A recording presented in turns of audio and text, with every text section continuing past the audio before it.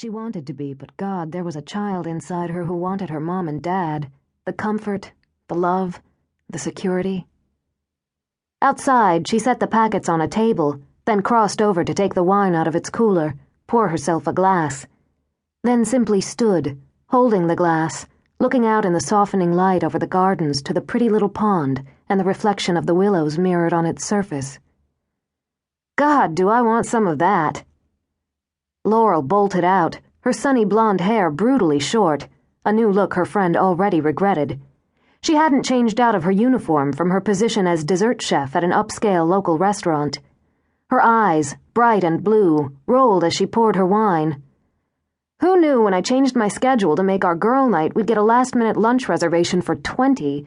The kitchen was a madhouse all afternoon, Mrs. G's kitchen now.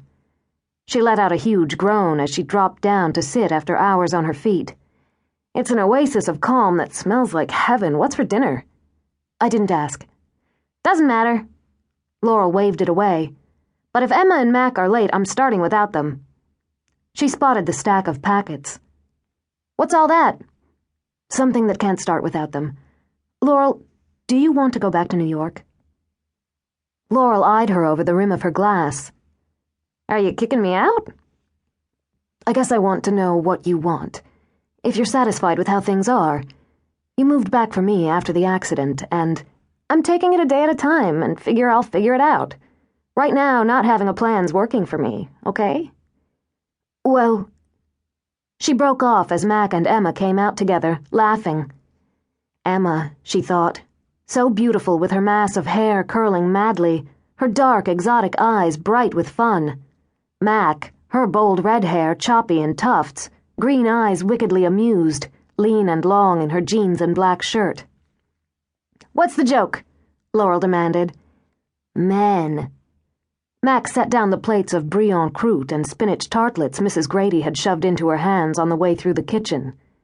The two of them who thought they could arm wrestle for Emma. It was kind of sweet, Emma insisted.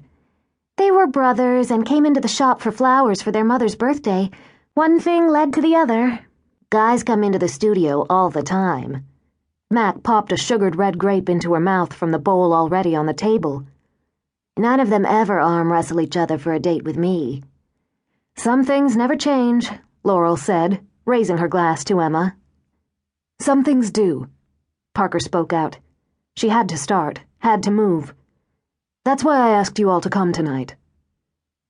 Emma paused as she reached for the brie. Is something wrong? No, but I wanted to talk to you all at once. Determined, Parker poured wine for Mac and Emma. Let's sit down. Uh-oh, Mac warned. No uh-ohs, Parker insisted. I want to say first, I love you all so much and have forever, and will forever.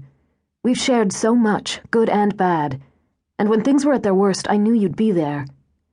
We're all there for each other. Emma leaned over and laid a hand on Parker's. That's what friends do. Yes, it is. I want you to know how much you mean to me, and want you to know that if any of you don't want to try what I'm about to propose, for any reason at all, it changes nothing between us. She held up a hand before anyone could speak. Let me start this way. Emma, you want your own florist business one day, right?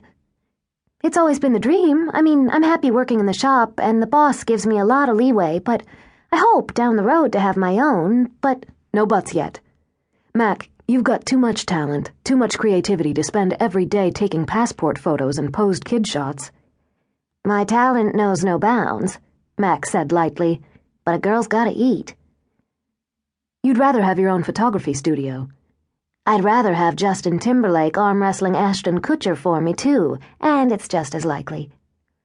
Laurel, you studied in New York and Paris with the aim of becoming a pastry chef. An international sensation of a pastry chef. And you've settled for working at the Willows. She swallowed a bite of her spinach tart. Well, hey, part of that settling was to be here for me after we lost Mom and Dad. I studied, Parker continued, with the goal of starting my own business. I always had an idea of what it would be, but it seemed like a pipe dream, one I never shared with any of you. But over these last months, it's begun to feel more reachable.